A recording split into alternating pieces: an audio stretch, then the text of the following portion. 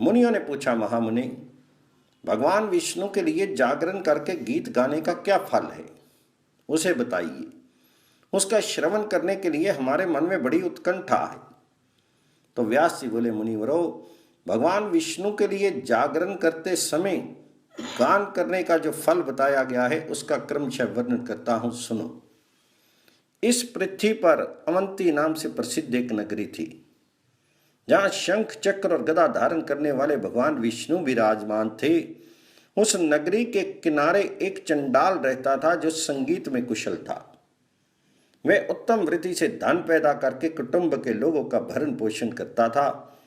भगवान विष्णु के प्रति उसकी बड़ी भक्ति थी। वह अपने व्रत का दृढ़तापूर्वक पालन करता था। प्रत्येक मास की एकादशी तिथि को वह उपवास करता और भगवान जी के मंदिर के पास जाकर उन्हें गीत सुनाया करता था। वे गीत भगवान विष्णु के नामों से युक्त और उनकी अवतार कथा से संबंध रखने वाले होते थे। गांधार, षडज, निषाद, पंचम और धैवत आदि स्वरों से वह रात्रि जागरण के समय विभिन्न गाथाओं द्वारा श्री विष्णु का यशोगान करता था। द्वादशी की प्रातःकाल भगवान जी को प्रणाम करके अपने घर आता और पहले दामाद, भांजी और कन्याओं को भोजन कराकर पीछे स्वयं सपरिवार भोजन करता था। इस प्रकार विचित्र गीतों द्वारा भगवान विष्णु की प्रसन्नता का संपादन करते हुए उस चंडाल की आयु का अधिकांश भाग बीत गया। एक दिन चैत्र कृष्ण पक्ष की एकादशी को वे भगवान विष्णु की सेवा करने के लिए जंगली पुष्पों का संग्रह करने के निमित्त भक्तिपूर्वक उत्तम वन में गया। शिप्रा के तट पर महान वन के भीतर एक बहेड़े का वृक्ष था। उसके नीचे पहुंचने पर किसी राक्षस ने उस चंडाल को देखा और भक्षण करने के लिए पकड़ लिया। ये देखकर चंडाल ने उस राक्षस से कहा, भद्र, आज तुम मुझे ना खाओ, कल प्रातःकाल खा लेना। मैं सत्य कहता हूं कि तुम्हारे पास लौट आऊंगा। राक्षस, आज मेरा बहुत बड़ा कार्य है, अतः मुझे छोड़ दो। मुझे भगवान विष्णु की सेवा के लिए रात्रि में जागरण करना है। तुम्हें उसमें विघन नहीं डालना चाहिए। ब्रह्म राक्षस, संपूर्ण जगत का मूल सत्य ही है। अतः मेरी बात सुनो। मैं सत्य की शपथ खाकर कहता हूं, पुनः तुम्हारे पास लौटाऊंगा। पराई स्त्रियों के पास जाने और पराये धन की हड़प लेने वाले मनुष्यों की जिस पाप की प्राप्ति होती है, ब्रह्म हत्यारे, शराबी और गुरु पत्नीगामी तथा शूद्र जातीय स्त्री से संबंध रखने वाले द्विज को जो पाप होता है, कृतघ्न, मित्रघाती, दोबारा ब्याही हुई स्त्री के पति, क्रूरतापूर्ण कर्म करने वाले पुरुष, कृपण तथा बंध्या के अतिथि को जो पाप लगता है, अमावस्या, अष्टमी, षष्ठी और दोनों पक्षों की चतुर्दशी में स्त्री का संग करने से जो पाप होता है, ब्राह्मण यदि रसला स्त्री के पास जाए अथवा श्राद्ध करके स्त्री समागम करे, उससे जो पाप लगता है, मल भोजन करने पर जिस पाप की प्राप्ति होती है, मित्र की पत्नी के साथ संग करने वालों को जो दोष प्राप्त होता है, चुगलखोर, दंभी, मायावी, मधुपाती को जिस पाप की प्राप्ति होती है, ब्राह्मण को कुछ देने की प्रतिज्ञा करके फिर उसे ना देने वाले को जो दोष लगता है, स्त्री हत्या, बाल हत्या, मिथ्या भाषण करने वाले को जिस पाप का भागी होना पड़ता है, देवता, वेद, ब्राह्मण, राजा, मित्र और साध्वी स्त्री की निंदा करने से जो पाप होता है, गुरु को झूठा कलंक देने, वन में आग लगाने, गौ की हत्या करने, ब्राह्मण अधम होने और बड़े भाई के अविवाहित रहते स्वयं विवाह कर लेने पर जो पाप लगता है तथा भ्रूण हत्या करने पर मनुष्य को जिस पाप की प्राप्ति होती है, अथवा यहाँ बहुत से शब्दों का वर्णन करने से क्या लाभ। राक्षस, एक भयंकर शपथ सुन लो, यद्यपि वह कहने योग्य नहीं है तो भी कहता हूँ। अपनी कन्या को बेचकर जीविका चलाने वाले, झूठी गवाही देने वाले, यज्ञ के अनधिकारी से यज्ञ कराने वाले, मनुष्यों को जिस पाप का भागी होना पड़ता है तथा सन्यासी और ब्रह्मचारी को काम भोग में आसक्त होने पर जिस पाप की प्राप्ति होती है, उस उक्त सभी पापों से मैं लिप्त हूं यदि तुम्हारे पास लौट के नहीं आऊं। चंडाल की यह बात सुनकर ब्रह्म राक्षस को बड़ा विस्मय हुआ। उसने कहा, जाओ, सत्य के द्वारा अपनी की हुई प्रतिज्ञा का पालन करना। राक्षस के ये कहने पर चंडाल फूल लेकर भगवान विष्णु के मंदिर में आया। उसने सभी फूल ब्राह्मण को दे दिए। ब्राह्मण ने उन्हें जल से धोकर उनके द्वारा भगवान विष्णु का पूजन किया और अपने घर की राह ली।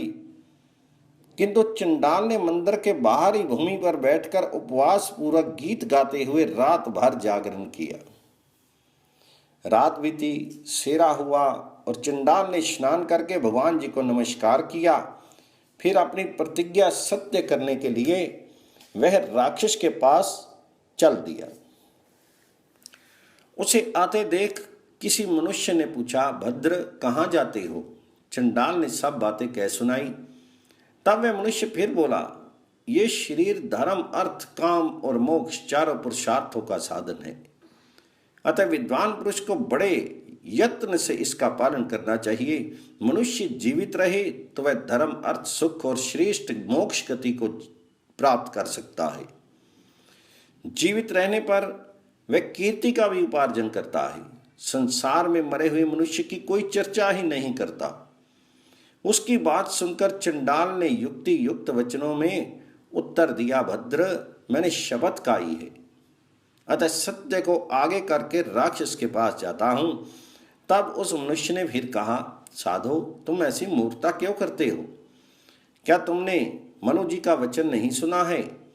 गौ, स्त्री और ब्राह्मण की रक्षा के लिए विवाह के समय, रति के प्रसंग में, प्राण संकट काल में, सर्वस्व का अपहरण होते समय, इन 5 अवसरों पर असत्य भाषण से पाप नहीं लगता। उस मनुष्य का कथन सुनकर चंडाल ने पुनः उत्तर दिया, आपका कल्याण हो। आप ऐसी बात मुंह से ना निकालें। संसार में सत्य का ही आदर होता है। भूतल पर जो कुछ भी सुख सामग्री है वह सत्य से ही प्राप्त होती है। सत्य से ही सूर्य तपता है, सत्य से ही जल में रस की स्थिति है, सत्य से ही आग जलती है और सत्य से ही वायु चलती है। मनुष्य को सत्य से ही धर्म, अर्थ, काम और दुर्लभ मोक्ष की प्राप्ति होती है। अतः सत्य का परित्याग नहीं करना चाहिए। लोक में सत्य ही पर ब्रह्म है। यज्ञों में भी सत्य ही सबसे उत्तम है तथा सत्य स्वर्ग से आया हुआ है, इसलिए सत्य को कभी नहीं छोड़ना चाहिए। ये कहकर वह चंडाल उस मनुष्य को चुप कराकर उस स्थान पर गया जहां प्राणियों का वध करने वाला ब्रह्म राक्षस रहता था। चंडाल को आया देखकर ब्रह्म राक्षस के नेत्र आश्चर्य से चकित हो उठे। उसने सिर हिलाकर कहा, महाभाग, तुम्हें साधुवाद। तुम वास्तव में सत्य वचन का पालन करने वाले हो। तुम तो सत्य स्वरूप हो। मैं तुम्हें चंडाल नहीं मानता। तुम्हारे इस कर्म से मैं तुम्हें पवित्र ब्राह्मण समझता हूं। तुम्हारे मुख में कल्याण का निवास है। अब मैं तुमसे धर्म संबंधी कुछ बातें पूछता हूं, बताओ, तुमने भगवान विष्णु के मंदिर में कौन सा कार्य किया? मातंग ने कहा, सुनो, मैंने मंदिर के नीचे बैठकर भगवान जी के सामने मस्तक झुकाया और उनका यशोगान करते हुए सारी रात जागरण किया। ब्रह्म राक्षस ने फिर पूछा, बताओ, तुम्हें इस प्रकार भक्तिपूर्वक विष्णु मंदिर में जागरण करते कितना समय व्यतीत हो गया? चंडाल ने हंसकर कहा, राक्षस, मुझे प्रत्येक मास की एकादशी को जागरण करते 20 वर्ष व्यतीत हो गए। ये सुनकर ब्रह्म राक्षस ने कहा, साधो, अब मैं तुमसे जो कुछ कहता हूं वह करो। मुझे एक रात के जागरण का फल अर्पण करो। महाभाग, ऐसा करने से तुम्हें छुटकारा मिल जाएगा, अन्यथा मैं 3 बार सत्य की दुहाई देकर कहता हूं कि तुम्हें कदापि नहीं छोड़ूंगा। यूं कहकर वह चुप हो गया। चंडाल ने कहा, निशाचर, मैंने तुम्हें अपना शीर अर्पित कर दिया है, अतः अब दूसरी बात करने से क्या लाभ? तुम मुझे इच्छानुसार खा जाओ। तब राक्षस ने फिर कहा, अच्छा, रात के 2 ही पैर के जागरण और संगीत का पुण्य मुझे दे दो। तुम्हें मुझ पर भी कृपा करनी चाहिए। ये सुनकर चंडाल ने राक्षस से कहा, ये कैसी बेसिर पैर की बात करते हो? मुझे इच्छा अनुसार खा लो, मैं तुम्हें जागरण का पुण्य नहीं दूंगा। चंडाल की बात सुनकर ब्रह्म राक्षस ने कहा, भाई, तुम तो अपने धर्म कर्म से सुरक्षित हो। कौन ऐसा अज्ञानी और दुष्ट बुद्धि का पुरुष होगा जो तुम्हारी ओर देखने, तुम पर आक्रमण करने और तुम्हें पीड़ा देने का साहस कर सके? दीन, पापग्रस्त, विषय मोहित, नरक पीड़ित और मूढ़ जीव पर साधु पुरुष सदा ही दयालु रहते हैं। महाभाग, तुम मुझ पर कृपा करके एक ही याम के जागरण का पुण्य दे दो अथवा अपने घर को लौट जाओ। चंडाल ने फिर उत्तर दिया, ना तो मैं अपने घर लौटूंगा और ना तुम्हें किसी तरह एक याम के जागरण का पुण्य ही दूंगा। ये सुनकर ब्रह्म राक्षस हंस पड़ा और बोला, भाई, रात्रि व्यतीत होते समय जो तुमने अंतिम गीत गाया हो उसी का ही फल मुझे दे दो और मेरे पाप से मेरा उद्धार कर दो। तब चंडाल ने उससे कहा, यदि तुम आज से किसी प्राणी का वध नहीं करो तो मैं तुम्हें अपने पिछले गीत का पुण्य दे सकता हूँ, अन्यथा नहीं। बहुत अच्छा कहकर ब्रह्म राक्षस ने उसकी बात मान ली। तब चंडाल ने उसे आधे मुहूर्त के जागरण और गान का फल दे दिया। उसे पाकर ब्रह्म राक्षस ने चंडाल को प्रणाम किया और प्रसन्न होकर तीर्थों में श्रेष्ठ पृथुदक तीर्थ की ओर चल दिया। वहां निराहार रहने का संकल्प लेकर ब्रह्म राक्षस ने प्राण त्याग दिए। उस गीत के फल से पुण्य की वृद्धि होने के कारण उसका उस राक्षस योनि से उद्धार हो गया। पृथुदक तीर्थ के प्रभाव से दुर्लभ ब्रह्मलोक में जाकर उसने 10,000 वर्षों तक वहां निर्भय निवास किया। अंत में वह जितेंद्रिय ब्राह्मण हुआ और उसे पूर्व जन्म का स्मरण बना रहा। अब चंडाल की शेष कथा कहता हूं, सुनो। राक्षस के चले जाने पर वह बुद्धिमान एवं संयमी चंडाल अपने घर आया। उस घटना से चंडाल के मन में बड़ा वैराग्य हुआ। उसने अपनी पत्नी की रक्षा का भार पुत्रों पर डाल दिया और स्वयं पृथ्वी की परिक्रमा आरंभ कर दी। कोकामुख से लेकर जहां भगवान स्कंद के दर्शन होते हैं यहां तक गया। स्कंद का दर्शन करके वे धारा नगरी में गया।